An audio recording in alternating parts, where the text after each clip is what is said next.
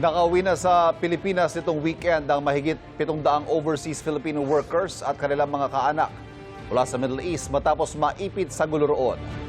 May unang balita si Jonathan Andal.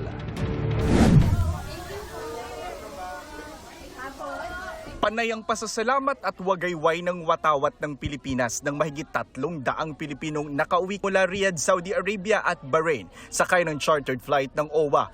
Kabilang sa mga sumalubong si Migrant Workers Secretary Hans Leo Kakdak.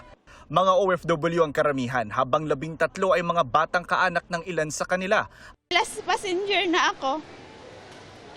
Siyempre nagpapasalamat sa Lord kasi nakalabas talaga sa lugar na yon. Ayon sa DMW, nakikipag-ugnayan sila sa iba't ibang ahensya para makapagpaabot ng tulong sa mga na-repatriate na OFW. Kasama na dyan ang DOLE kung saan magpapa-job fair din tayo, local and overseas jobs sa mga nanunumbalik na kailangan magkaroon ng bagong trabaho.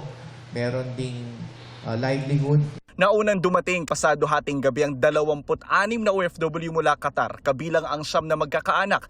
May mga nakauwi rin na mahigit 400 Pinoy mula Dubai, United Arab Emirates. Ayon kay Kakdak, isang OFW ang umuwing naka-stretcher dahil na-paralyze siya matapos ma-stroke at ipagpatuloy dito on treatment.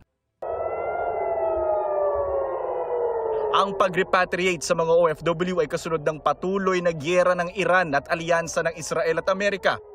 Itong unang balita, Jonathan Andal para sa GMA Integrated News. Kapuso, huwag magpapahuli sa latest news and updates. Mag-iuna ka sa balita at mag-subscribe sa YouTube channel ng GMA Integrated News.